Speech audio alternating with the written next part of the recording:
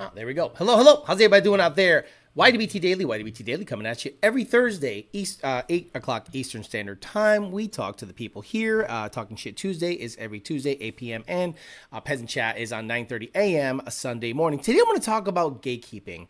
Gatekeeping information, hot rodding info. I think a lot of these Go Fast goodies and the recipes for the Go Fast goodies are a little too accessible. And I'm going to make the argument that gatekeeping keeps the quality high. And I'll give you some examples growing up where I saw that I, as a young, 18 to 23-year-old, didn't really know where to go to build my Fox body. Didn't really understand what it took to go fast. I didn't really understand anything. I thought that by reading certain magazines, I would know certain things. But at the end of the day, you had to meet somebody that can totally flip the script as to what you thought made cars go fast and what actually made cars go fast. And then it kind of showed you why a lot of these people had a business. People went to them to modify their vehicles. People believed them. They were the authority figure because they actually did it. And I'm also going to make a point about how the new Mustang is using one key feature. The 24 and up Mustang S650 is using one very unique feature to gatekeep a lot of the, let's just say it's gonna basically pare down who can actually get in the game. And we'll talk about many things that kind of encompass that, because in the last couple of days, I've released a couple of clips where shops, by and large, agree with the fact that if you ask for a discount, you're broke. So usually shops are in there saying, yep, you're right. We have to make money too. We run on very tight margins. So we understand that. So the shops were agreeing with me but then the regular guy, some kid, was like, fuck you, I'm gonna ask for discounts, it's a culture thing. We'll talk about that and many more things, but not before Mr. Bill O'Reilly tells us to do it live. Okay. We'll do it live. Okay. We'll do it live. Fuck it. Do it live. I'll write it and we'll do it live. Fucking thing sucks. It does suck. Well, what does not suck are the sponsors of the show. These guys keep the disco ball turning. PMAS, James and PMAS, he's going to start making Fox body parts, and I'm telling you, the Fox body itch is coming back, man. I'm telling you, I should just sell 2 of my cars and get 2 really nice Fox bodies and get back in that game, because I'm telling you, PMAS starts making Fox body stuff. That means it's a resurgence in that platform. PMAS, James, PMAS. DomaGotCookies.com. If you want to get some cookies, some big, fat, honkin', peanut buttery, gooey, Oreo-y, Butterfingery cookie, check out DomaGotCookies.com. They also have edible dough, and they also have a video game. Believe it or not, they have a video game. Check them out, DomaGotCookies.com. DNAPperformance.com. You're going to get all your parts there. Your turbo kits, your supercharger kits, centrifugals, PD, twin turbo, single turbo, injectors, fuel systems, you name it. You get it all at DNAPperformance.com. Let them know that you're part of the Amory. They might give you a bit of a deal. Parts Farm, they also are part of the Amory. So if you hit them up and say, hey, I'm in the Amory, I want to buy some of that cranker pallet, that Gen 2, Gen 1, Gen 3, Voodoo motor, 3160, MT82, wheel tire, body part, whatever. Check them out, partsfarm.com. Rami Zaidan is getting into the 24 Mustang game, and he's like, I hate this car, but that is the clout game that people play in Puerto Rico. They buy you a dark horse that's like specced out, and then they rip it all apart and build a drag car out of it. Pure retardation.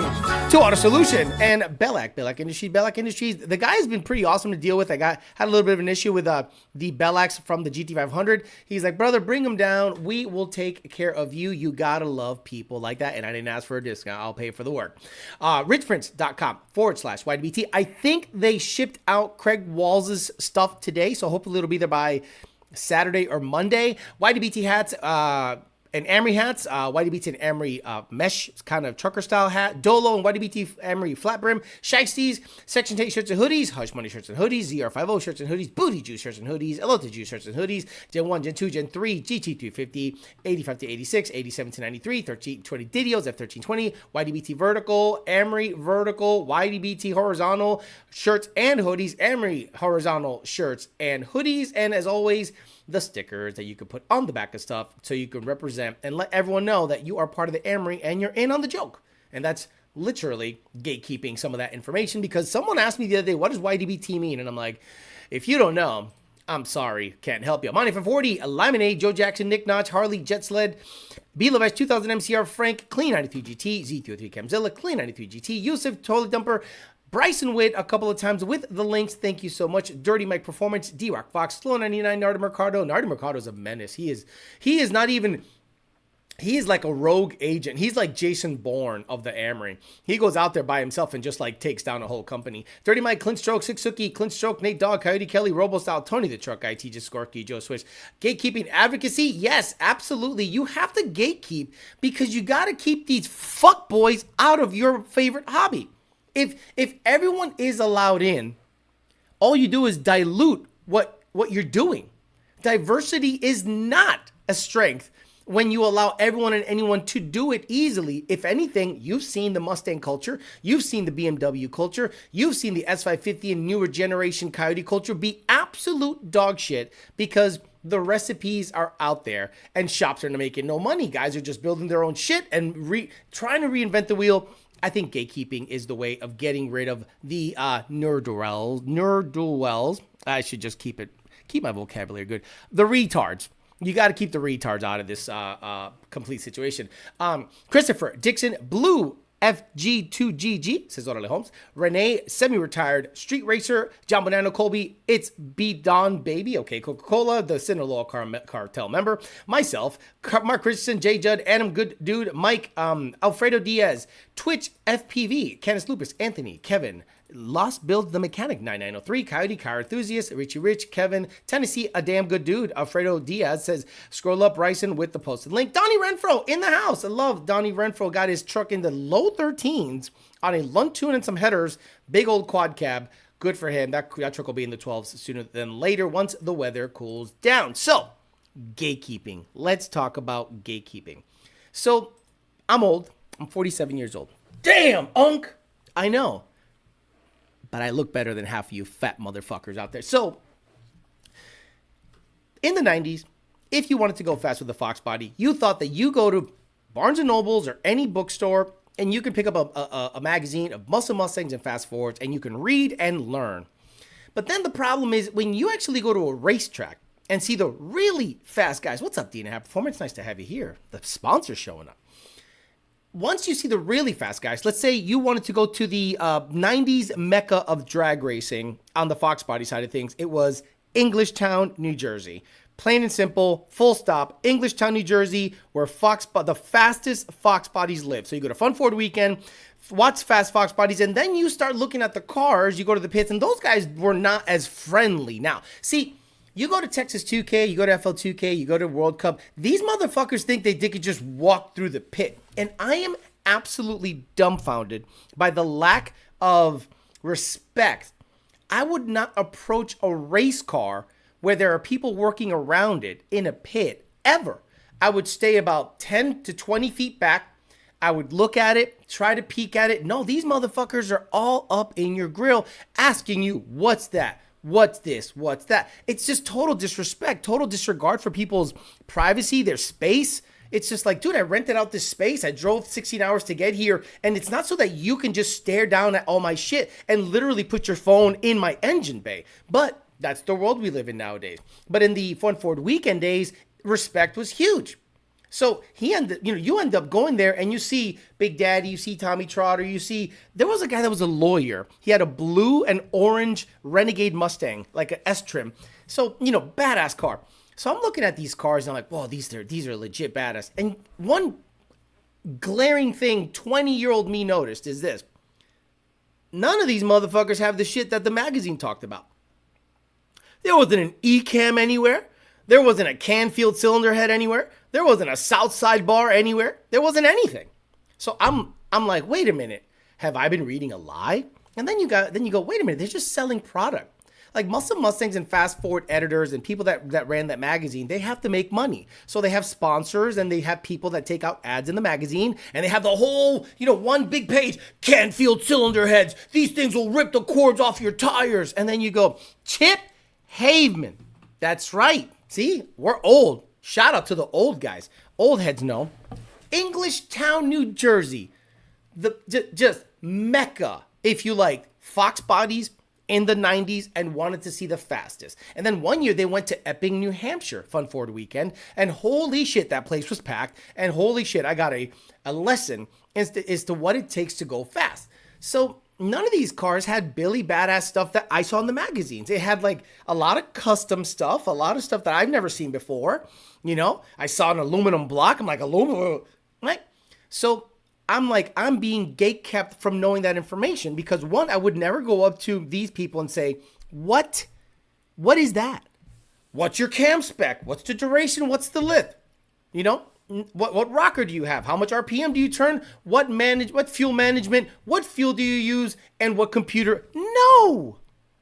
Though you don't ask those questions back in the day. You're just like, whoa, this car's badass.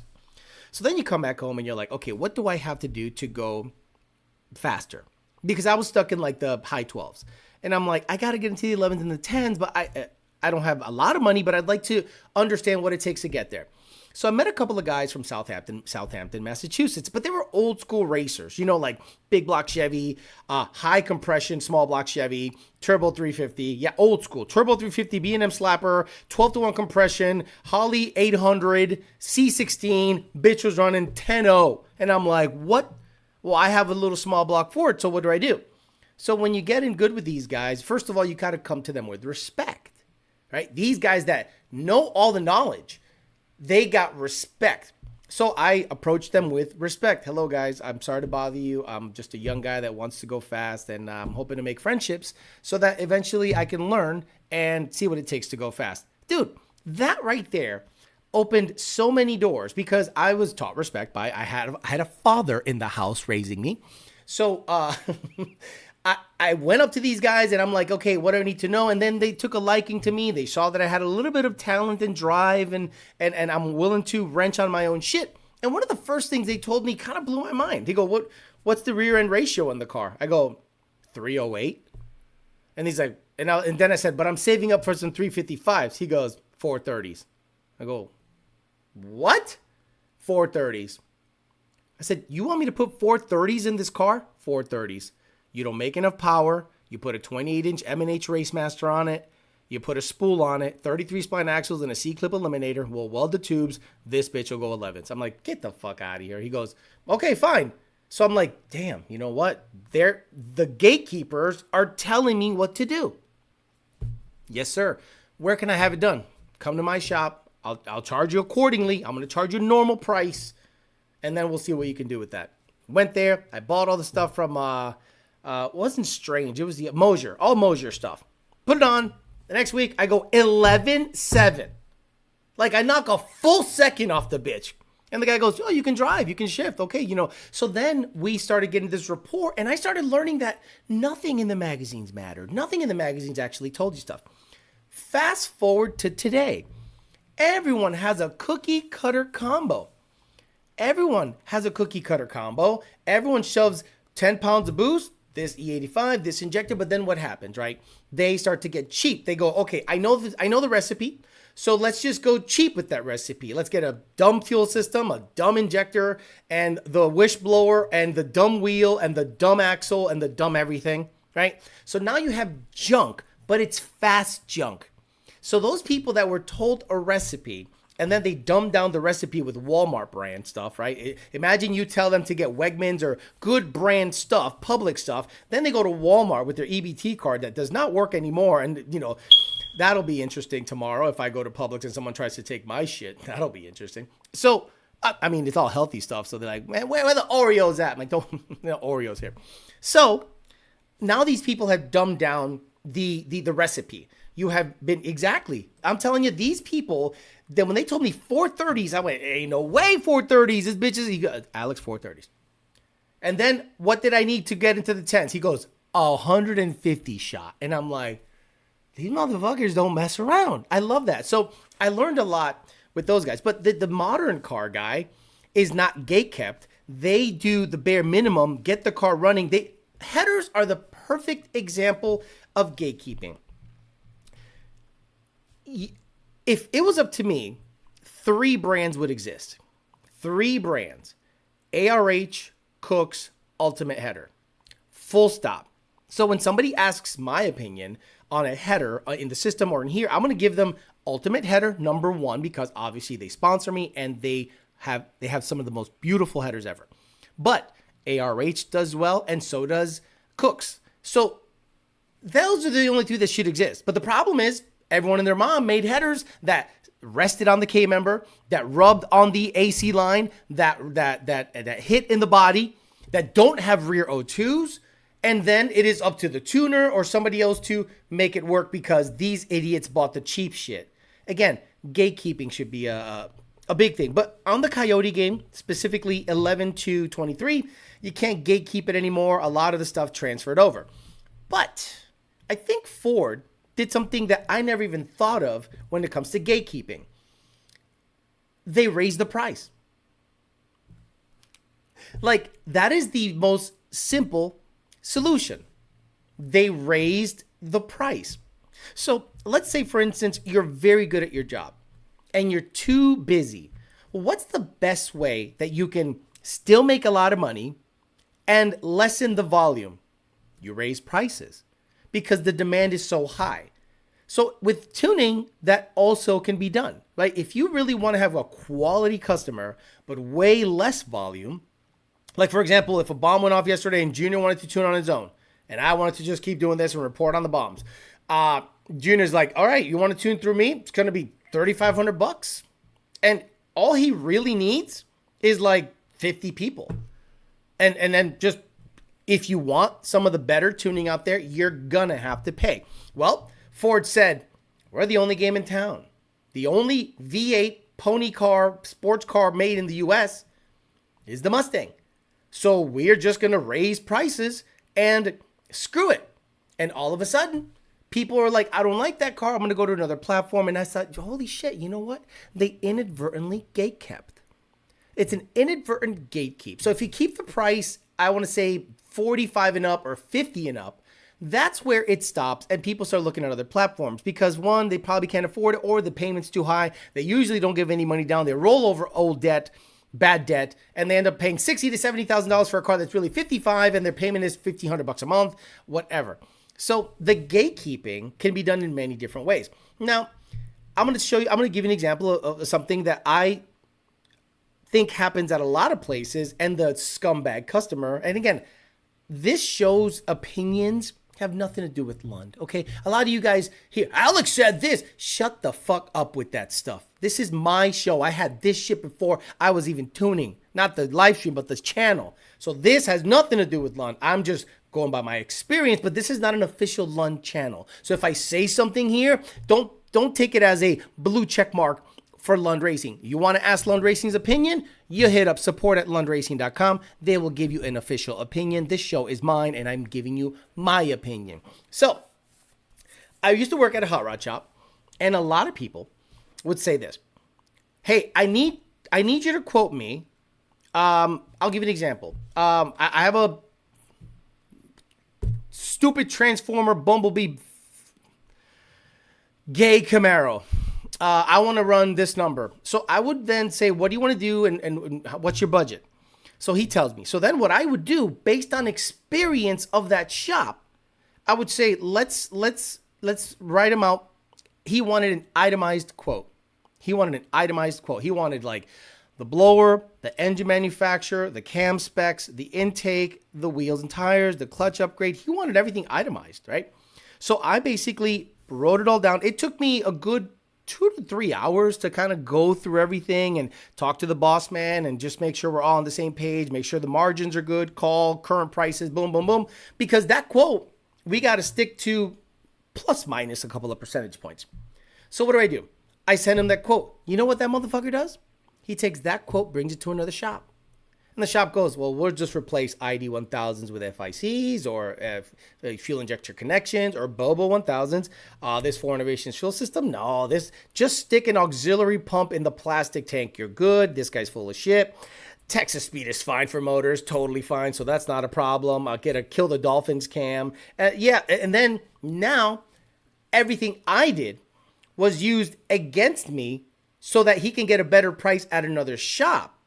When in actuality, what I should have done is I should have written down 1,000 horsepower package in quotation marks and then a $50,000 price on the bottom.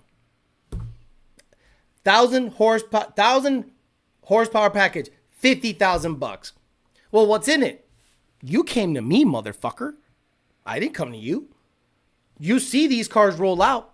Again, the shops that have the rep usually don't get questions asked, because I don't think if you go to Calvo, T1, Sissio, places like that, I don't think if you go there with their favorite platform to fuck with, that you're going to say, tell me every single little thing that's going to be in this car. Because I think places like that have the right to say, you know what? We're not going to take you on as a customer because you seem like a high maintenance asshole and I don't want to deal with you. And I got 70 other motherfuckers back there with blank checks that are just saying, I wanted to make $1,700.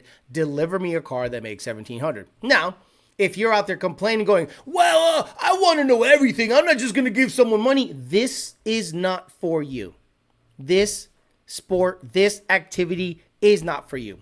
So I think gatekeeping should be a very popular thing to make a comeback, because what it'll do is it'll whittle down the doers and the scragglers and the guys that haggle. I don't need to haggle. Like Lund Racing, right? Once in a while, some guy says this. And look, shout out if you served.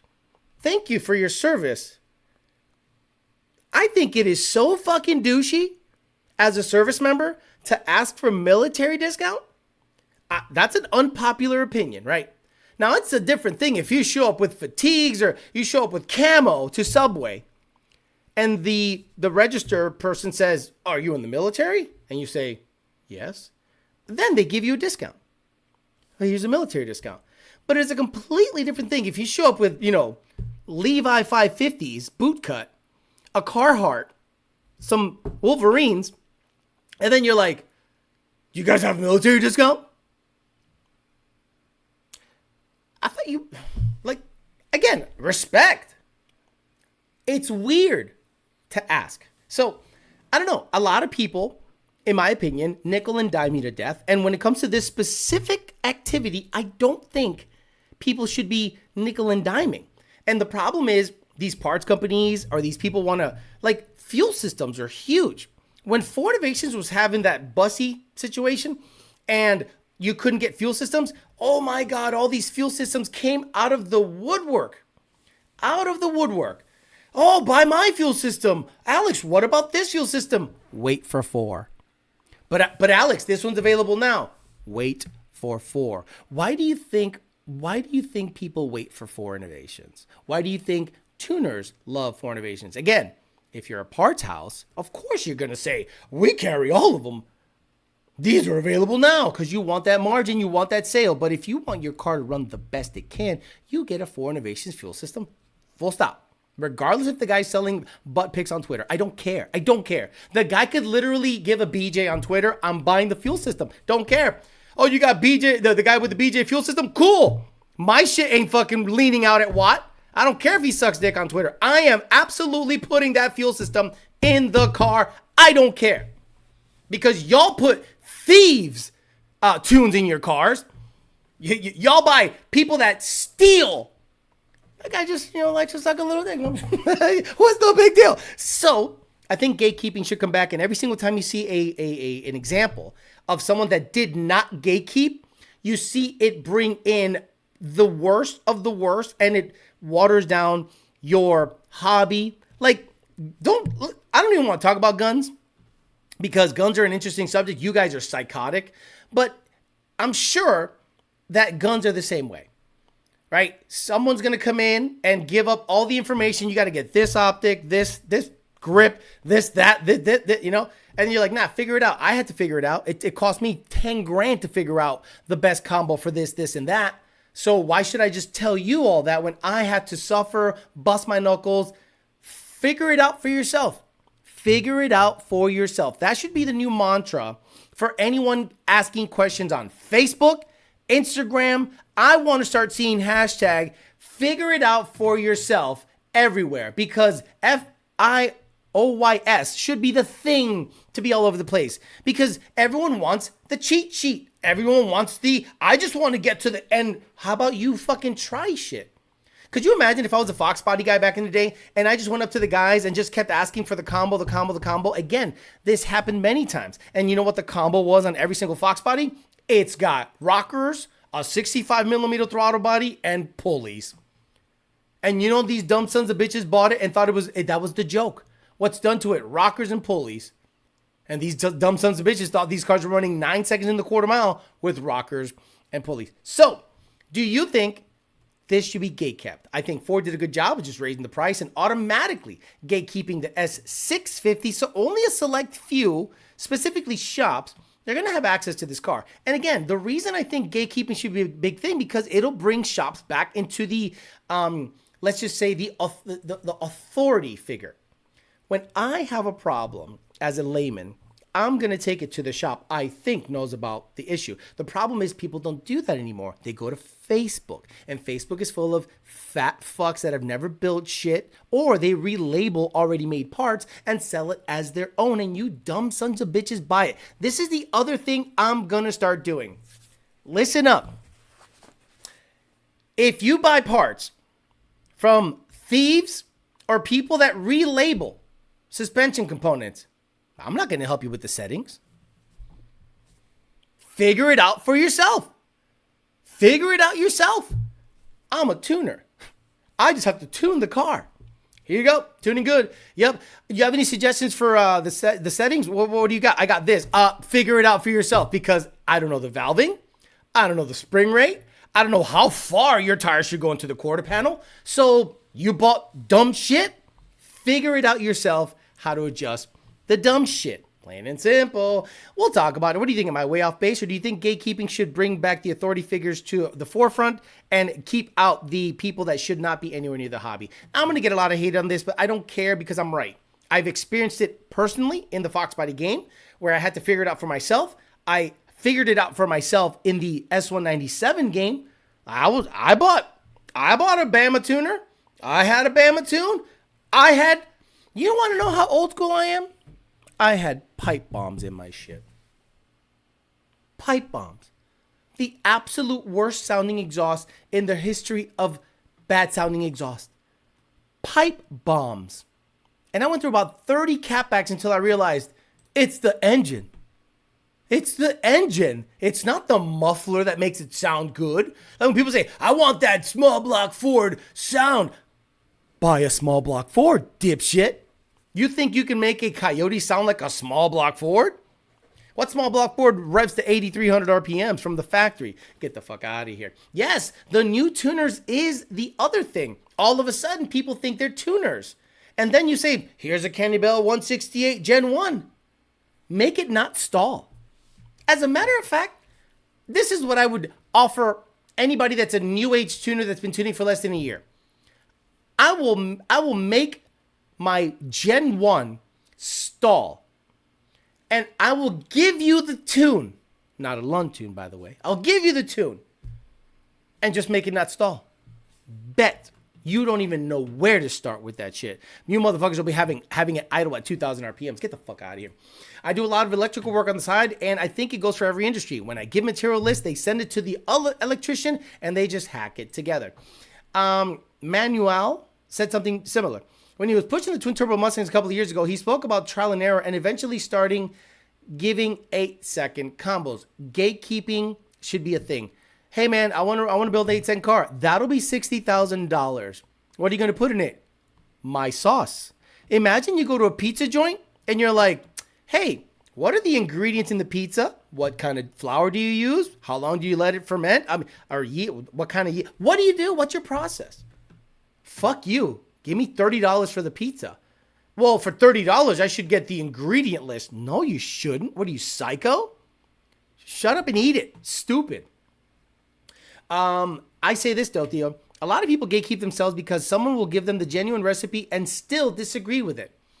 Yeah, look, if you've given somebody the recipe that you know works because you like them, and they're like, I'm going to argue with it because I want it to be my own. This is the problem with the Mustang and hot rod culture.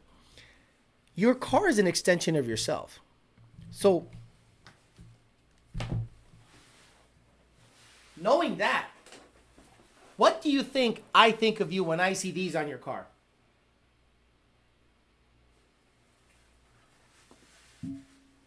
if a car is an extension of yourself and you got VMSs on the shit, you've already told me everything about you.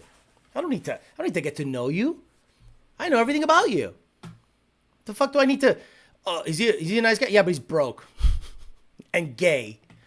So Cherry Bombs forgot the beat cam with the Fox Body 9-second combo.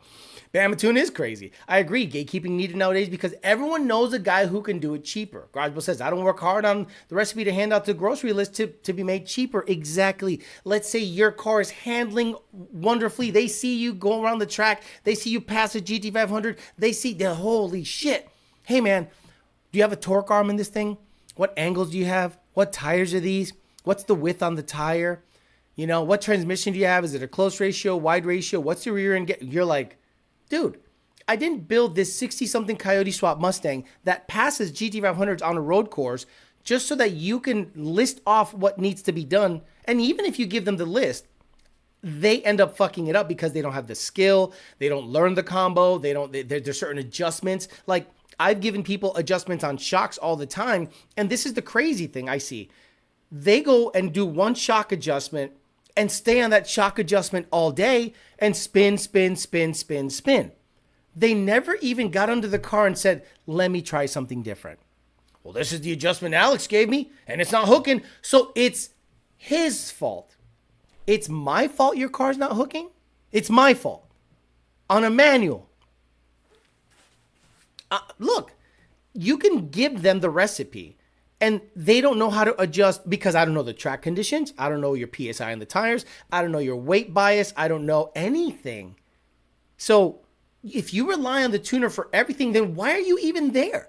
Why don't I just buy an Optimus robot or Coco the monkey and go, Coco, ooh, ooh. You see that light? Oh, let go of the button on the third light. Okay. Why are you there? Why are you a human being there? If you can't adjust on your own, if you can't have someone video from the back, hey yo, and change the bar angle, change the shock settings, change the strut setting, put weight in the rear. I was talking to Bryson Witt, and he was like, my car's spinning, throw some weight in the back. Literally go to Home Depot. For $5, you can get a 50-pound bag of sand.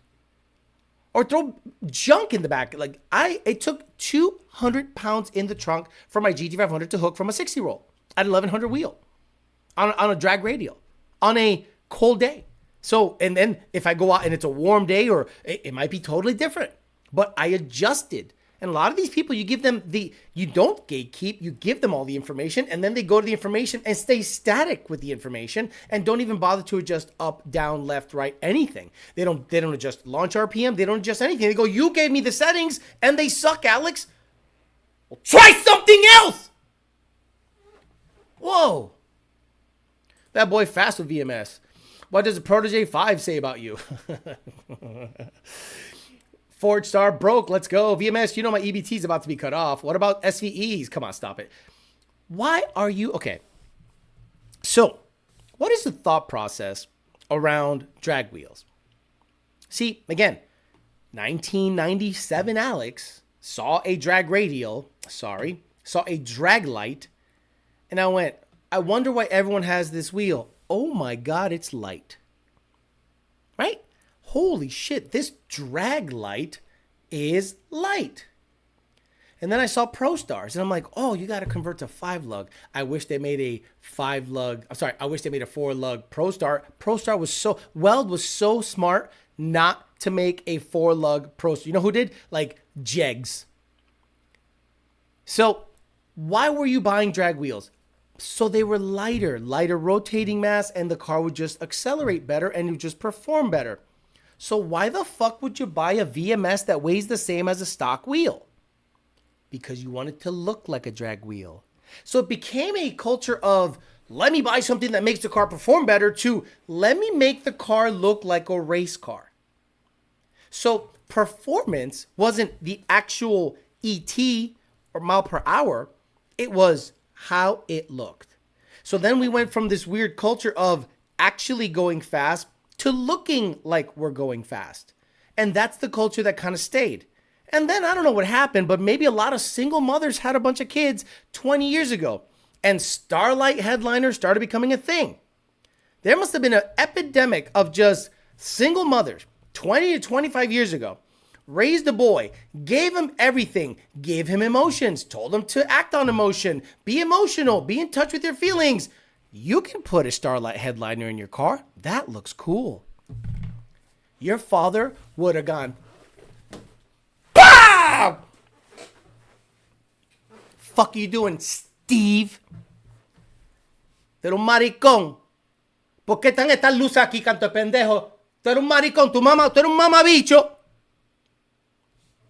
Yo no soy mamabicho, but quita esta fucking luces, pendejo. Oh my God. I could feel it. I could feel the burn. The burn. When Dad would just go, BAM! A bunch of single mothers had a bunch of boys, and they bought SI50s to put Starlight headliners on the bitch. Good job, dickheads. Born and raised in New Jersey, I spent my teens, early 20s watching the Mustang versus Grand National shootouts, racing Jason Charlie Conley with his teal green tweaked Grand National.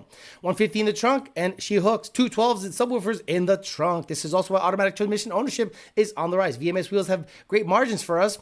They are the best wheels, says Jared spins on it if it pays. Yeah, you're not wrong. Bogart drag-on flies were the wheel to have. Tylenol babies. Bogart drag-on flies. You were rich. Those were what the Fun Ford weekend motherfuckers were running. D10s, drag-on flies, bro, with that little cardboard shit in the back. Remember the drag-on flies that had the cardboard shit in the back, so you couldn't see the brake.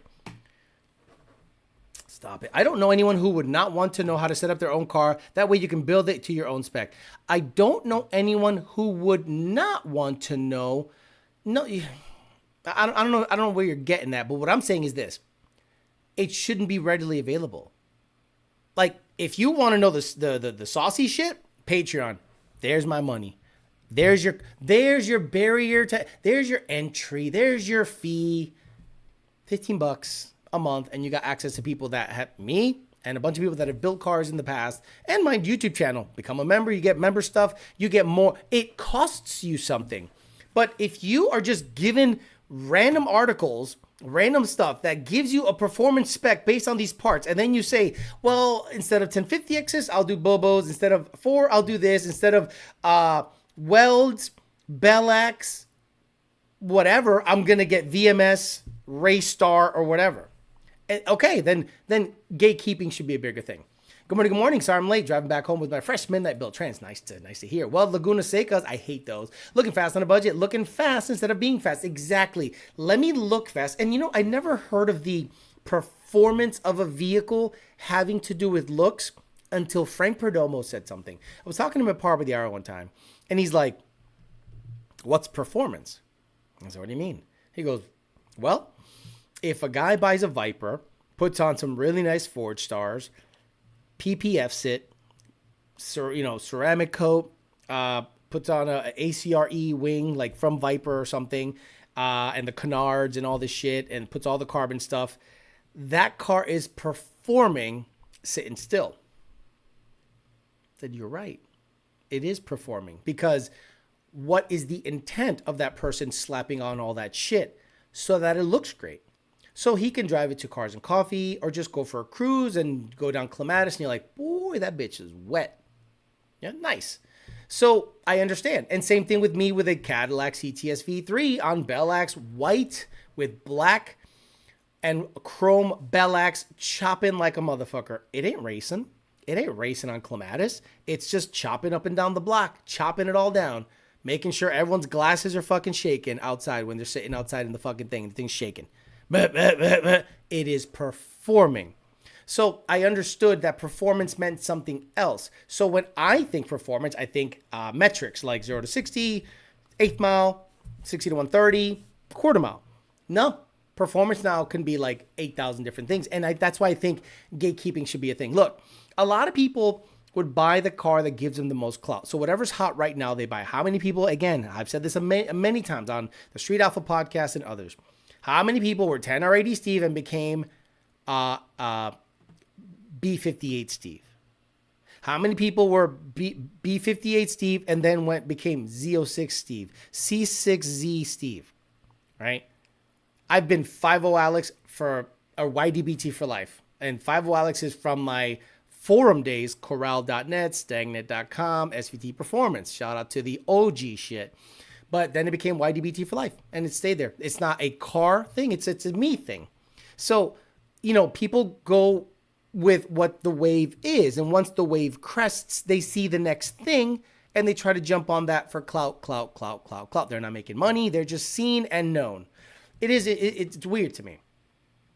Alex, are L&M GT500 engines reliable? Absolutely. L&M is one of the OGs of building those engines. I would trust those engines, absolutely. Bogarts are still based. D10s are the shit. What's up, Chuck Wazarinsky? Might as well put Gucci sign on the VMSs. Alex, what's worth? VMSs or race stars in your opinion? VMSs by far. Race stars are, believe it or not, getting legit. I miss the Oldman Welds. My dad left the little red caps in the old man Welds, the little red caps and the spare bowl pattern on his 93 LX. You knew, and if you had a blue cap, you were doing something. Weld drag lights. So Weld drag lights used to be shipped with these little red caps on the universal bowl pattern, and a lot of people would just keep them on there, and they would fly off eventually. So you'd have to kind of like glue them on or something. But a lot of people rode around like this. Now again, we're talking about performance, right? People would keep these red little caps in the drag lights. But again, the reason you buy drag lights back in there, what? Holy shit, what the fuck happened? $399 for one 15x8? What the hell are we doing? What? I mean, made in the USA, my asshole, for $399 for one? Boy, you are psychotic. Them bitches were $500 for a whole set back in the day. For a nugget of gold. Crazy. Back in the day, you would learn the saucy shit from last year when guys you would say were running X, but we have a totally new program this year. Is Weld Laguna Seca not a good quality wheel? I just don't like how it looks. The Weld Laguna Seca is ugly. The Weld Laguna Seca is an ugly wheel. I don't give a fuck what you say. I'm going to die on this hill. This wheel is ugly. So you can keep this piece of shit. I'm good. Fuck that wheel. The wheel's dumb. It's retarded. No, thank you. You can keep that piece of shit. False. A car does not perform sitting still. Yes, it is, JD Bruce. A car built for a car show is performing sitting still. 100%. Motec M130, M150, what the fuck do you want to do? Protege Carlos. Depends on how many IO you need. Okay. Chrome pony wheels. Yeah. When Pony R's came out, forget it. I was like, oh my God. Now, you know what wheel never took off in the Fox Body world? The turbine. The turbine. Nobody makes a repop turbine, right? Like, isn't it crazy? Like, they make repop 10 holes. They make 15x10 repop 10 holes like LMR, and they make skinny 10 holes. LMR. Nobody makes turbine 15x10 repops and turbine 15x3 repops or TRX wheels. Ain't nobody making them shits. Someone's going to buy them. Made in China. Those used to be 120 a wheel. Exactly. Drag lights were cheap in the 90s. I hate the look of drag lights, but performance was legit. Exactly. It's when you saw a car on drag lights, you're like, that car won't stop. That car won't turn, but it's probably quick in a straight line. And that was the sign that you were about that life. But now stock cars have that shit. Back in my day, we used to get 5 candy bars for a nickel. The rich guys had chrome ponies. That's the 6-spoke version for trucks. Tuition, Turbo Kit Fund, Fairmont Fund, Cookie Fund, $100. And Radioactive Fabrications is very active on Patreon, a very deep well of knowledge. So check him out on Patreon. Most Weld wheels look like total crap. Yeah, like Welds, in my opinion, the RTSs. Is it RTS? I used to like those a lot. The V series I liked a lot, but once I got a set of Bellacs, I'm a total Bellac sellout. I'm like, fuck, I want everything Bellac on my shit. The full beadlocks prove the car scene is dead. Radioactive is Senior's ulterior account for sure. Could you imagine 17-inch 5-lug turbine? So pop for the young guys that don't know what a turbine Fox body wheel is. They usually came on GTs, and nobody made a 15 by 10. And if somebody makes a 15 by 10 of these, I'd love to know who is the absolute psychopath that made 15 by 10s in the turbine wheel. Oh my God, I think they do. Holy shit, they do. Bro, it's TikTok. Get the fuck out of my face. TikTok, Chinese propaganda. Late model? Let me see. Late model. Late model. Resto? These sons of bitches made 15 by 9 wheels. 15 by 9 turbine. Resto 10 hole. No. Oh, man. Chrome ponies. 4-lug chrome ponies.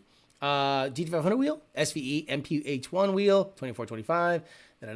Where is... Here it is. Oh, my God. Do they got a 1510? Stop. 59, 57, 57... 57. Okay, so they have a 15 by 9. Hey, you really want to... Bro, if they make a fucking 15 by 10 turbine wheel, I'm going to lose my effing shit. Look at that. I can't believe they did that. Like, that has to be like... They probably sold one set in 10 years. They sold literally one set to some psychopath in Kentucky or Tennessee. Turbines are horrible. I remember when you couldn't give away a set of 10 holes. Now people want money for them. How you knew someone had money fast car back in the day was they were on CCWs. Yeah, CCWs automatic to this day. If you have CCWs on your Fox body today, you are balling. This day. To this day. To this day. To this day. To this day. So what's a decent drag wheel that doesn't break the bank? Full stop. If you can't afford it, this shit ain't for you. If you can't afford it, this shit ain't for you. What do you mean doesn't break the bank? Okay, let's say the price is directly correlated with the quality of materials. So it is light and strong. Wouldn't you pay top dollar for that? Right? Titanium goodies, but they're big, so you can still use them on the street, you know? And, or it's a mono whatever, construction, but it's insanely light, and the process requires high machining, so each wheel is like $1,000 or $2,000. This thought process. So what is a decent drag wheel that doesn't break the bank? The factory wheel. The factory wheel. What am I gonna do? Not all of us are selling dope. The shit ain't for you. Balax are gangster. Radioactive Fabrications is probably the most legit motherfucker on Patreon. He is super legit. He's constantly doing like legit work. And he teaches us some of the things that he gets in and what he's working on. And he teaches us and he tells us what. Dude, guy's so legit. Maker's Garage made 18-inch Cobra wheels and I think pony wheels. Makers makes 93 Cobra wheels. They look really good. Quick question. Would you run a level 1 4 system on a Gen 2 Paxton and a 3.3 pulley? Yeah, of course. The level 1 system is still 2 pumps, but I don't know that it has an FC2 controller. So I think the level 1 is still 2 pumps, so two 274s or two 295s, and you should be plenty. I like VFC rims. They made a 1710 PP1 rim look like stock. Centerline Warriors and Convo Pros were also that weird wheel. Centerline Convo Pros were on Grand Nationals. So again, we talked about Cotton, right? Cotton's performance in Agawam, Massachusetts. A guy would show up with the Grand National to the races back in the late 90s at the Kmart Plaza on Northampton Street, Route 5. And he would lay some crazy stripes, Convo Pros. Every fast Grand National had a Convo Pro. Every quick Fox body had a drag light. But every really fast Fox body had Pro Stars because they upgraded to 5-lug. So you could just tell by somebody's wheel if they were quicker than you potentially or not. Because nobody's psychotic and runs a 4-lug and is serious. Maybe they do now still because they got slipper clutches and stuff. But back in the day, if you had a 4-lug, drag light, no one's taking you serious. You had a Pro Star, you had a Pro Star wheel, you're like, oh, or a Convo Pro, yeah, forget it. People were like, yeah, that guy might be serious. He actually got 2 Ranger axles and put 5-lug on that Fox body. I love the turbines, actually. Bellex are for the rich guys, Alex. I'm not rich, and I have 3 sets of Bellex. A Fox body with top-tier paint and good wheels could have a slow-ass stock 302, and a bitch is performing better than standing still than any 3-valve could ever underpower. That's funny. Light and strong equals quick and fast. That's very good. You have to pay to play. Exactly. Motherfucker already asking for a discount. Sell your bit and buy a Miata. Cheap, fast, good. Pick 2, always and forever. Exactly. Billet specialties were also very good. RC comps are also very good. Balax are undefeated in looks and weight. Unfortunately, though, too light for my daily driven S197. Maybe the non-B-Lock versions I had cracked easier. So you need to understand these wheels are drag wheels. Okay? They are drag racing wheels. They're not meant to be driven on the street. Now, I'm going to tell you something. When you have a drag application, think of the life of that wheel. You are on a trailer. You get offloaded. You get pushed around the pits. You do a burnout on smooth, wet concrete. You launch the car. You go 150, 60, 70 miles an hour. You let off. You hit the parachute and you come to a stop. And someone pushes you back or you idle back to your pit. If you have a Bellac where you got to go over speed bumps, potholes, turns, heavy braking, 3-point turns, a spool that's chattering, just weird imbalances, uneven road conditions. That wheel is not meant to live in that life. Why? They prioritize weight. So a lot of the hardware on Bellac stuff is titanium.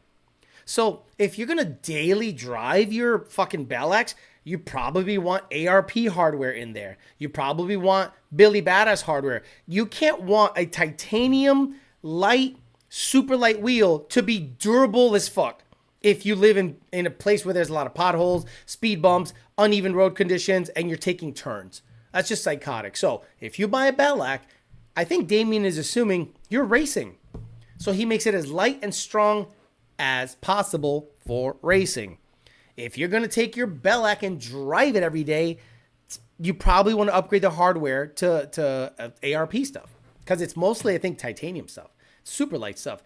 I only run OEM wheels, drag wheels, just to attract idiots who want to race. I'm at the point where I don't want to run the drag wheels anymore on the GT500. So I'm actually looking for a set of wheels on the GT500, but not $3,000 set of wheels. I'd love a nice set of wheels with ET Street SSs, like 20s, and drive it around more and save the Bellacs for the track.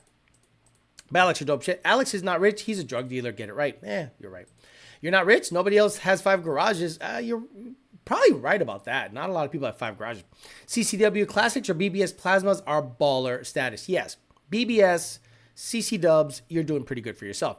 So I think the gatekeeping talk, believe it or not, does not reach Shelby guys. Now let's talk about that. So mostly GT guys build cheap shit. Believe it or not, Shelby guys, for as gay as you want to say they are, and I say, they generally keep the quality high on their cars. You know what I mean? They won't just buy the regular JLT. They'll buy the carbon one. And then I tell them, well, you might want to run the PMAS. And they're like, but the carbon one looks baller. So we got to make that work. Even if it's off a couple of percentage points. We're like, okay, whatever. He's not going to buy a PMAS, but he wants the carbon shit. They usually go out of their way to build the car nice. Now, another awesome thing that has happened with specifically Shelby guys, 07 to 14. I'm talking about the 20 and up guys. 20 and up guys, I think, are S550 guys. They just have bad taste. DCT. You're not road racing, so what'd you buy? I get it. So the 07 to 14 GT500 guys generally buy pretty decent stuff. I rarely see a poor man build. Right. They get the carbon one. Dude, these guys not only buy a bad cold air, they buy the most expensive bad cold air. So, shout out to them. The quality in terms of price is not a problem. So let's say per capita, I got 100 GT500 owners here and 100 GT owners here. The GT500 owners are going to have a better built car because it has the Shelby name attached to it. So they want to be quality. Now, one of the better things that has happened with the Shelby guys is they're ditching throttle bodies that don't work. Like, they're done buying throttle bodies that don't say Ford on them. And I applaud them for that. A lot of these guys are second, third, fourth owners of these cars, potentially second, especially 13 and 14, because it's the last manual GT500 ever, unless something happens. Actually, they're not going to put a Shelby name on it. So technically, the 13 and 14 are the most powerful, highest horsepower, last manual GT500s ever. So a lot of those guys are like, my throttle body that I bought from another company with a package deal, it's idling high. And I go, well, I suggest you get a Ford Racing 65. And it's a Ford part. And you know what? They get it, slap it on, problems solved. Love, love, love that. I think it's good when people daily drive a drag-specific parts and never see the track or race. I don't daily drive the GT500. I take it out like on a Sunday. But only once a week, I should probably change the wheels because I drive it for about an hour. Does Senior still have those street wheels he had on the Grey Goose years ago? Street wheels he had on the Grey Goose years ago. Street wheels. Oh, yes. Those are sentimental. He's keeping those. When I worked at Summit, those dump fucks would buy racing wheels and wonder why they would explode on potholes on the PN Turnpike. Guys, I love you guys. I said in a video, I might need to remind you that I said this in a video, and you guys probably glossed over it. But I'm going to go back to the video and I'm going to reference it so that you understand where I'm coming from. Racing parts are not as durable as stock parts. They're not meant to be as durable as stock parts. As a matter of fact, just the opposite. They prioritize performance as opposed to durability. So a lot of people might have just, glossed over this part of the video that I talked about. And hopefully I'll play it and you guys will see what I'm talking about. Oh, Jesus. Okay, here we go. So there's a part of this video that I talked about that the parts specifically. Spell X off and 2-3 shift, I got a flat tire. But believe it or not, there was no puncture. It was a very interesting flat tire. Luckily, Jake has always had my back. I literally Ubered home.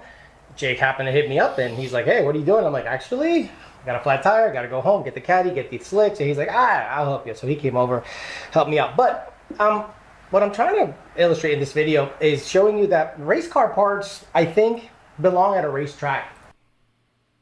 Race car parts belong at a racetrack. In this video is showing you that race car parts, I think, belong at a racetrack. A lot of people think that a race car part is built to a higher standard than an OEM part, and I'm here to tell you different. Just look at control arms. Just look at suspension components that are made to last years as opposed to lightweight, and they prioritize, let's say, adjustability and weight as opposed to longevity. And I think a face-plated transmission in this particular sense is great for racing applications, but I don't know of many face-plated. We're not talking trucks here. Okay. Yeah, a lot of people. So anyway, that's a good clip to play for people that need to understand that a race wheel, like a Bellac, Weld, name your wheel, Billet Specialties, RC Comp, anything that has weight taken out of it and designed to be a badass street wheel should not be, like, you shouldn't complain to them when you daily drive that wheel and it cracks a spoke. That's crazy talk. Shelby guys are goofy. They're goofy, but their cars technically are a better laid out vehicle, and they typically do easy stuff. Like, they don't go crazy. Most Shelby guys just do bolt-ons and they're done. They're happy. And if you were to say, well, you want to build it, well, you got to get an L&M engine. Usually Shelby guys take it to a shop.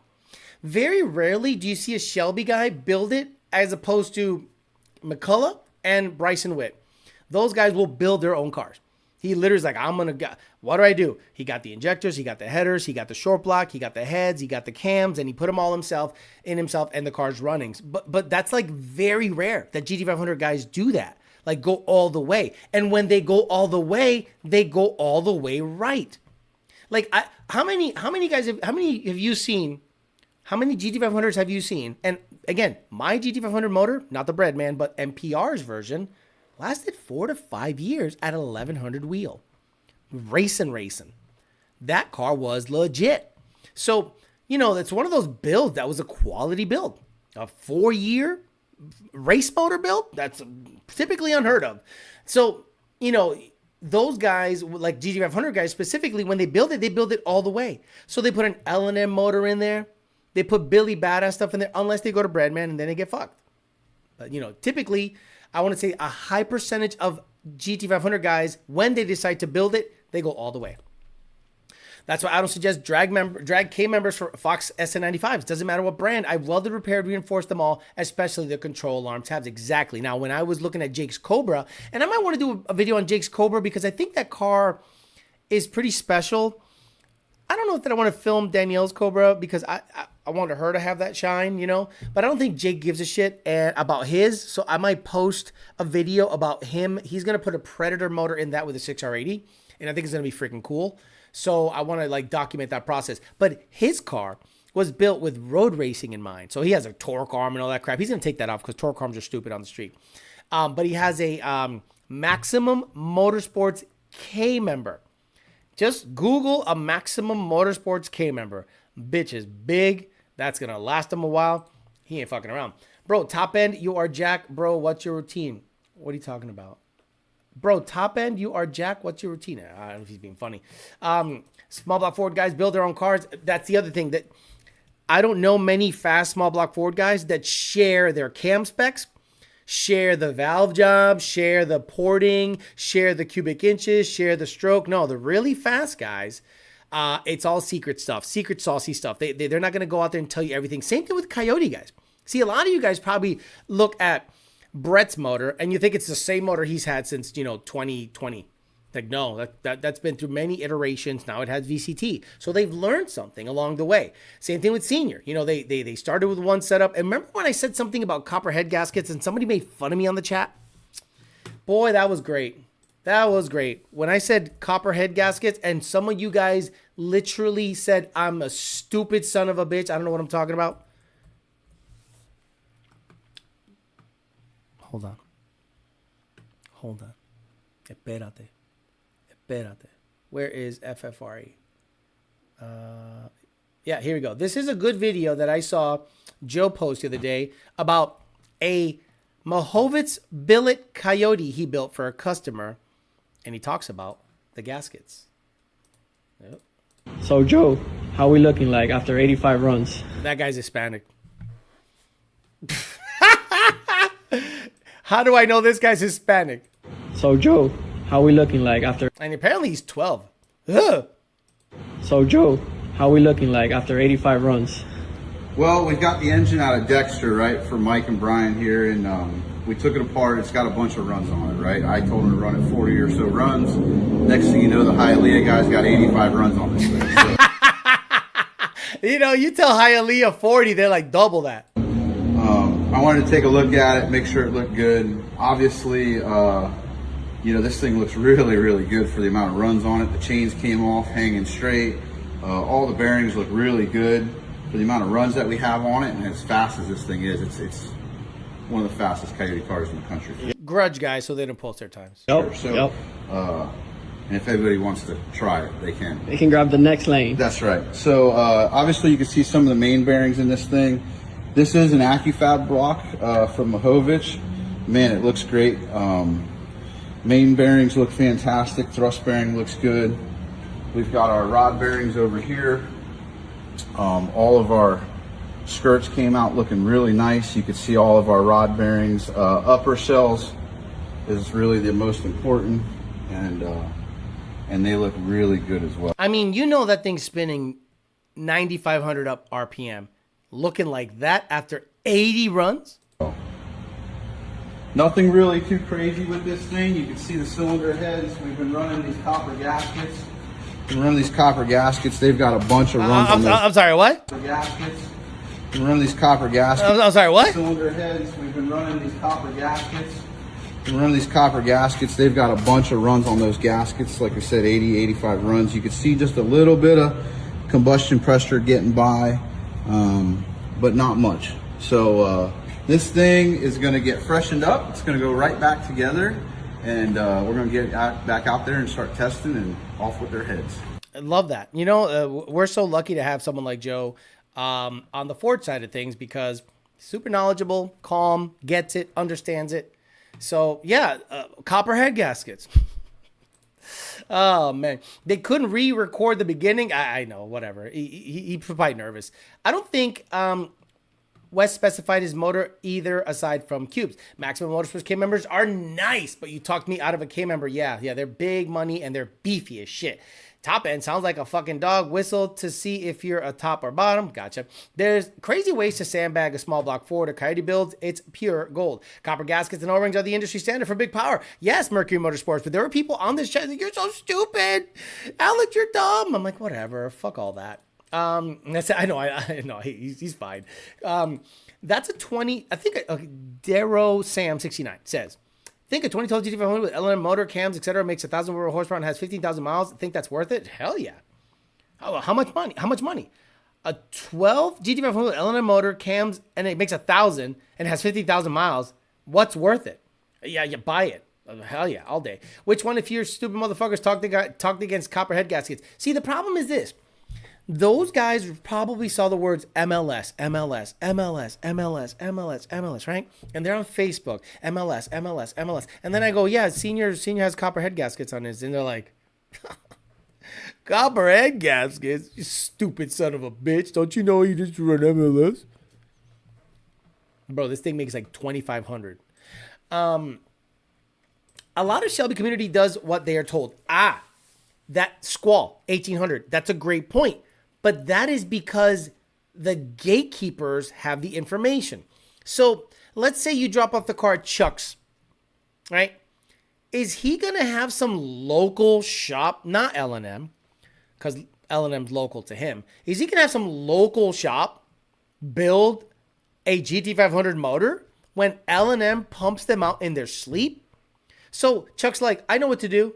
So if the customer's like, I just want to drive around, have a little chop, make 1,000, have it be stout. I don't race, bro. I don't race. I just want to see that 1,000. This is my life trophy. I have made it in life. And this is Carol Shelby's last manual car. I'm going to drive it like I stole it. You know, he wished he would have married his college boyfriend. You know, all that crazy stuff Shelby was saying. You know, all the quotes about, digging me out and all that crazy stuff. You know, all the quotes. Damn, baby, you're digging me out. Yeah. Drive it like you stole it. Ooh, that's a ton of dick cheese. Yeah. I'm not lactose intolerant. What's the best Shelby? The next one. Whoa, that's a huge dick. Yeah. The Dodge Omni was the best thing ever. Dodge was pushing people's shit in. Why didn't anyone let me know? God fucking damn it. Exactly. So let's say he wants to buy himself a trophy. He goes to Chuck, and Chuck's like, yeah, I know what to do. You want to make 1,000? You want to chill out? Yeah, I got you. And then he takes it to L&M, 1700s, Kenny Bell 168 throttle body, 2650, or Kenny Bell 3537, 42, 45, whatever. I'm not against a Kenny Bell blower. If you're just gonna stunt, it's all good. It's nice in the winters.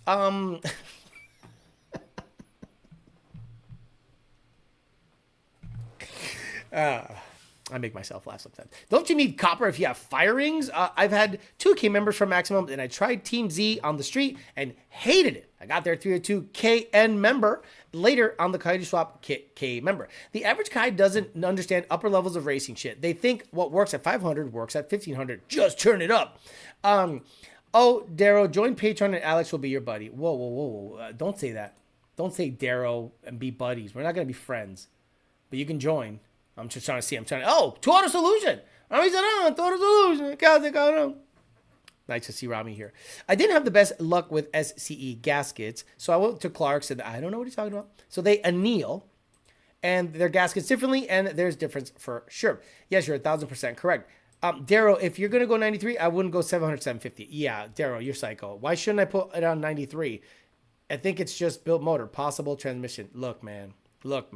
If a car makes 1,000 on E85, you don't just shove 93 in it and think you're good. You got to lower the boost a shitload. What if they made a Shelby EV? That would be hilarious. Well, they made one. Shelby Mach E. They made one. They made a Shelby Mach E GT, and it's gay as fuck. They made a Shelby Mach E GT. So it's one of those things where, thank God people got their head out of their asses, because, it looks good. Don't get me wrong. If this was like a ICE vehicle, Shit. Bro, if this thing had a V8 all-wheel drive, this should have been the off-road Mustang. Ford, they probably could still save it. You know what I mean? I don't know. Put this body, look, that looks good. It's not ugly. It just needs not to be a Mustang. It needs to be called the Explorer GT or something. And then put up, I don't know. I don't care, man. I'm done. I'm buying Fox bodies. Fuck the new stuff. We could have been together. Teams are generally good, but most of my experience with is Fox shit. So, yeah, look, you got to understand, like, if you have an S197, I don't think you should have the lightest K member on there if you're intending on doing daily driver duties. I think if you're going to have a lightweight suspension component, it is a drag car only. Imagine you have like a complete tubular front end, super light, and then you're like, I'm gonna go get breakfast in this fucking thing. I'm gonna go to work in the bumper to bumper traffic. Like, you're peak stupid if you got TBMs, period, or aerospaces, or strange brakes on your daily driver. You are peak retard if you have TBMs, period, or aerospaces or anything on your car and you drive it every day. When you're making 300 horsepower per hole, things change. Kelvin Estrada says, I remember being a broke Honda kid when we used to copper spray on our head gaskets and reuse them a time or two. Believe it or not, that is sometimes still done. I don't know on specifically Coyote platforms, but no. Darryl, you can't go wrong with $50,000. It's low miles, but you're going to buy it. Keep it E85 and be happy. Yeah, like if you don't understand anything about E85 and high horsepower, don't buy that car.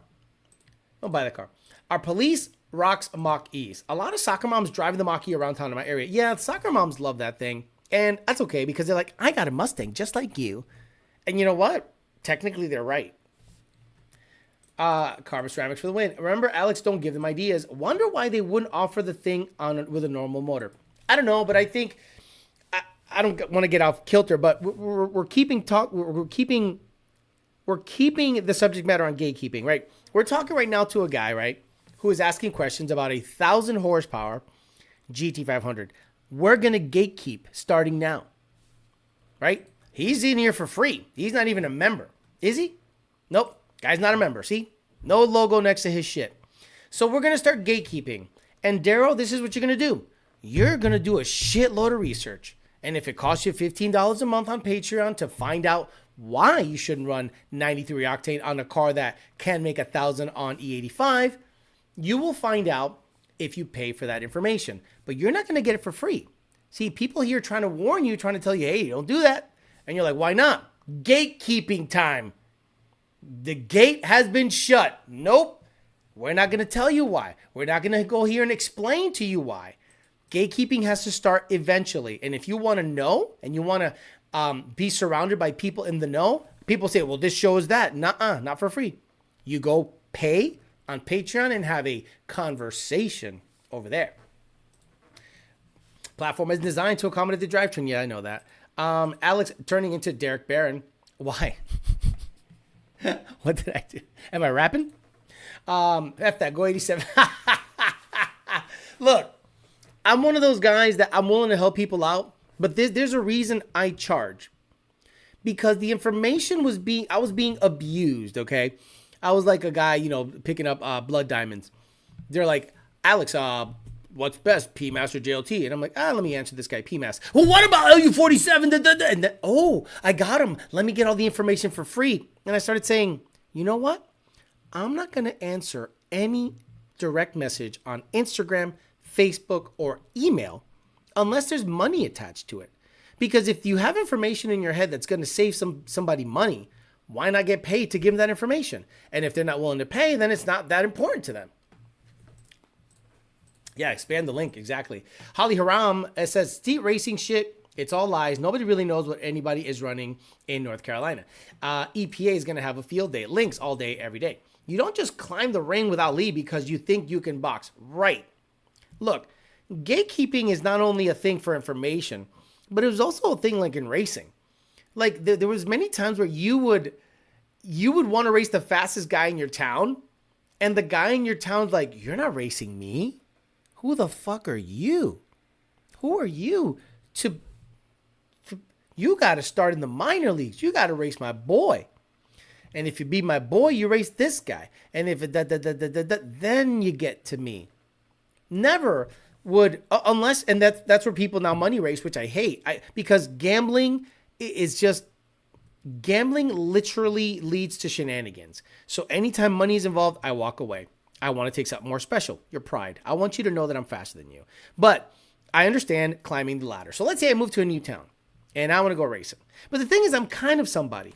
But let's say I'm nobody in this town and I want to race. I want to race people, and I'm like, hey, who's the fastest guy around here? That guy. Well, I'm not going to call them out. I'm going to call out somebody else that's probably slower.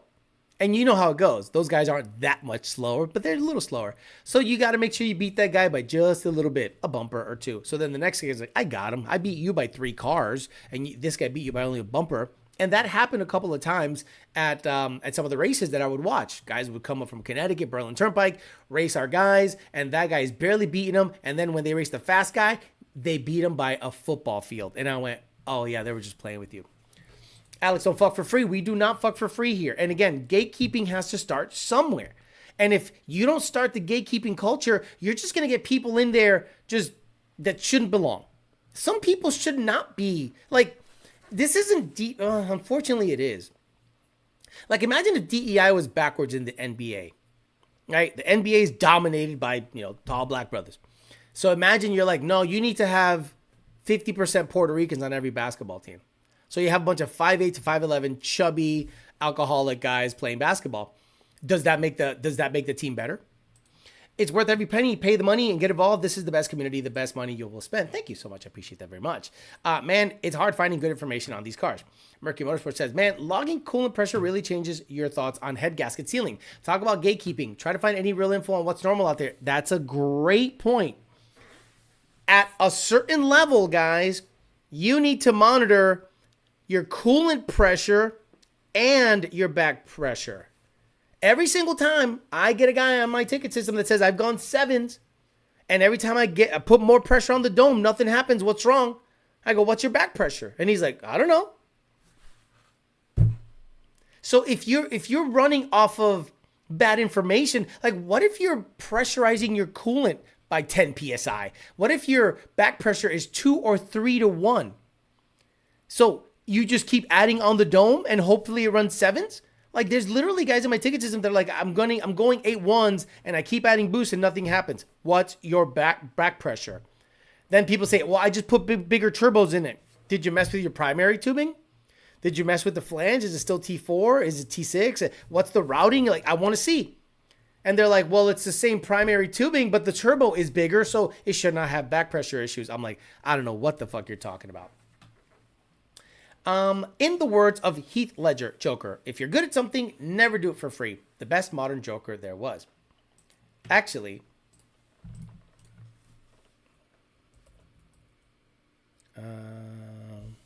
the best modern Joker there ever was is Paul Nicholas Miller. Paul Miller. Paul Nicholas Miller is the best modern Joker.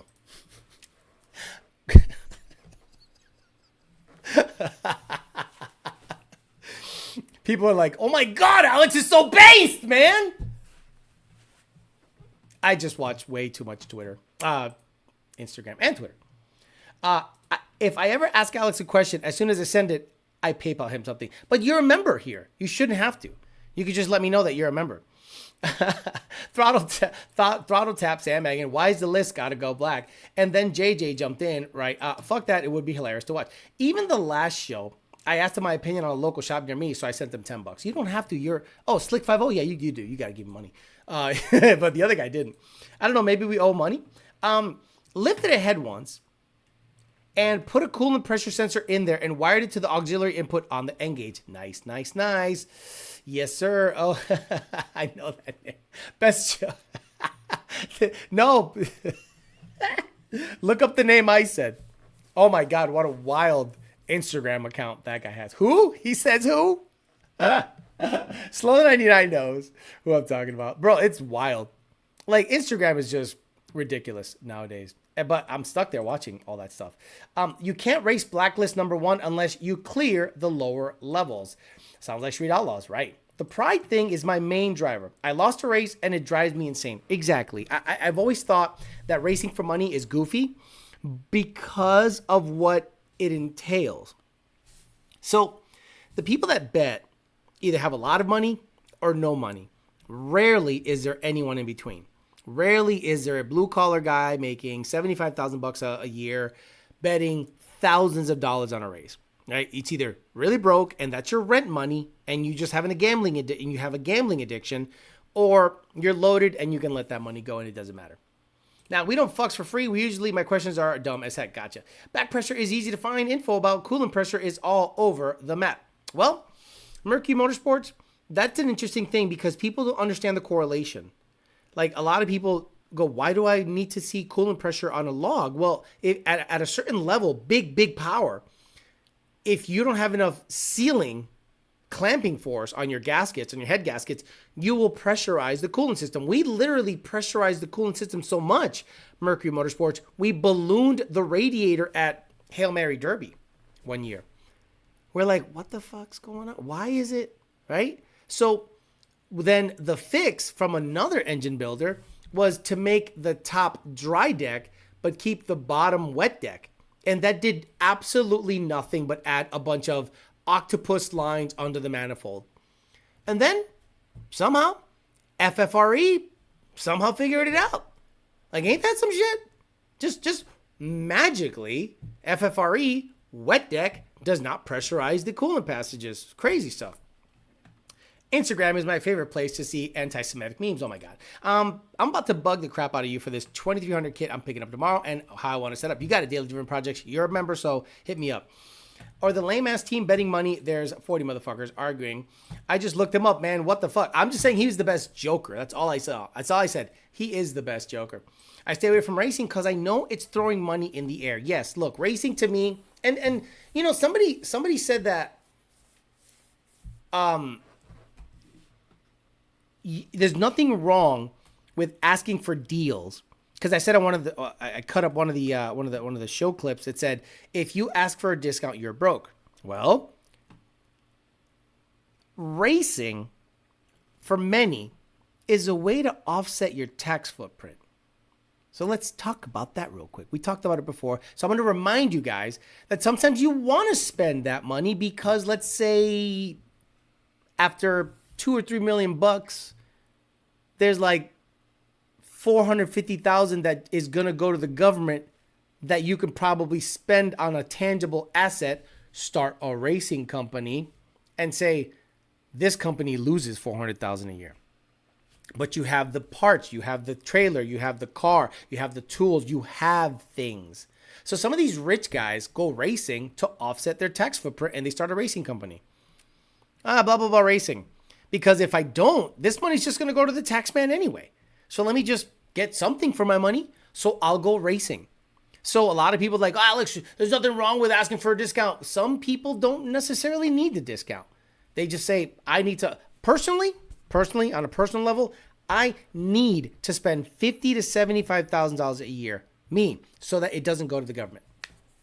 So that is the difference between a $30,000, $40,000, $50,000 tax bill or a $6,000 tax bill. Money in racing instantly gets dangerous. Out of town guys gets his windshield sprays turned around and would spray if he was getting pulled. Almost crashed a couple of guys. Don't know what he's talking about. Mercury says, I've seen 70 PSI coolant pressure. My receiver groove wasn't deep enough, and you live and learn. But it was a mess to find credible information. People kept telling me, ignore the sensor. The car ran perfect. Chirp, chirp. That motherfucking Racing LLC. Exactly. Bobo Racing LLC. Right. I know a guy that works in the medical field that he does really well, and he had to start a little side hustle so that he doesn't get taxed to death. It's pretty crazy. So sometimes they don't need a discount. They just need something to offset their taxes. I used to go to Mooresville Dragoon when I was in school for, tell me a whole story. Chon Chon Racing LLC. I don't like gambling because of the people at the tracks. And I don't mind betting like Jake a buck. Actually, I bet Jake dinner. That's if we're going to bet anything, it's going to be something we both can enjoy. So I said, what was it? It was a cam timing thing. We were at his house. It was late in the night. Oh, no, it was field pressure. One of the gauges on the bank one said 45 PSI. The other gauge said 80. I go, what? He goes, I think it's the gauge. I go, I don't know. It could be a clog, could be something routed properly. He goes, I can bet you it's the gauge. I go, bet? He goes, yeah. I go, okay, dinner. Shook hands. It was the gauge. He won. So I'm like, okay, because how the hell can one rail be 45 psi and the other one 80? But there was a fueling variable too, so I thought there was something jacked up with the fuel system specifically, but it ended up being just a bad gauge. So we took a gauge out of his Cobra, put it on, and both of them read 45. So I was wrong. Exactly. Diesel EGR kits where's where the money is at. Look, I'm one of those guys that people might say, oh, you're a pussy, you don't race, you don't bet. Look, I got out of racing. Show me somebody that made a bunch of money racing. Show me somebody that became rich racing. And then I started going, no one in this low level of racing ascended to having a badass house, badass car, badass trailer from just racing. Name the most badass racer you know that became rich racing at this level. Not one motherfucker. Do I have that here still? That's one of my favorite sound clips because he says it so. Not one motherfucker. Not one. Let me see. Where's it? Turvey, Streeta. Oh, I haven't heard this one in a while. I love Ryan Martin. He got the best of everything. I know that I could beat him on the street because I'm most street. Exactly. Not one motherfucker. Not one. I don't know any racer that ascended to riches racing. Racing for money on the street is just about who can hustle better, and half the time motherfuckers don't pay. Section Race says affirm. You're lucky to even break even on racing. That's unlikely. It is my favorite sound clip. Not one motherfucker. And that guy was talking about climate change, which has now been disproven. Crazy how that works when you vote for the right person in for president. All of a sudden, science changes because the money stopped flowing. What's up, Section Racing? The old saying I remember is, how do you get to $1 million in racing? You start with $2 million. And Senior, okay. You know who planted the seed of racing is a money loser? Was Senior. World Cup. Actually, do I have the shirt on? Do I have the Blue Goose? Is this the Blue Goose shirt? Let me see. Yep, that's the Blue Goose. So this is the Hail Mary Derby shirt. And that's when Senior went up, slammed the car on the ground, shocks went flying, broke everything. And he was just over it. He was just over it. He's like, you know how you become a millionaire racing? You start with $2 million. And I thought, at that time I had a lot of gumption. I was like, yeah, I want to go racing. I can't wait. Maybe I can make it here one day. Fuck yeah. I'm going to build a Fairmont. Fairmont's going to be badass. And then I was like, I went for a ride. We had those electric scooters.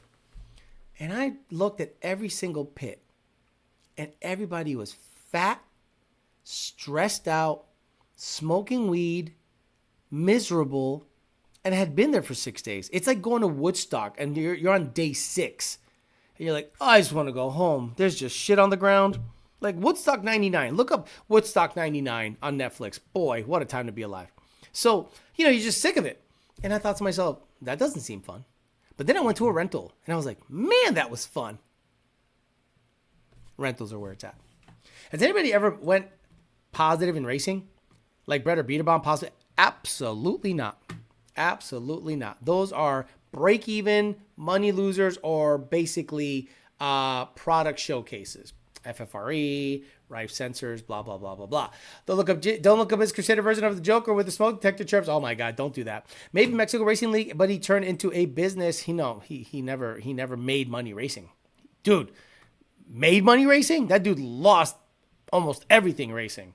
What's up, fellas? Just got off work, checking in and gonna watch replay tomorrow. Builders make the money off the racers. Those off-road fab shops make bank. Racing will make you a millionaire. If you're a billionaire, street driving and pulls are more fun. You are 100% right. Second Shift Racing. I'm out of here. Great show. Gatekeeping. Great subject matter. I think you should go back and listen to it again while you're sleeping so it becomes part of your subconscious. And then you start, when people say, hey, when you're on Facebook tomorrow and someone goes, hey man, what's the best cold air intake? And you're like, FIOYS. Find out for yourself. like everyone else has. Gatekeep the shit out of information. Not everybody needs to know something. And if they want to know information, make them pay for it. I'm out of here. I'll see you guys on Sunday for Peasant Chat. We'll hang out then, talk a little shit. The same old thing. Good times, good shit. Many clips coming from the show, I'm sure, tomorrow. So be on the lookout for that. Have a good rest of your night. I'll see you guys Sunday. Bye.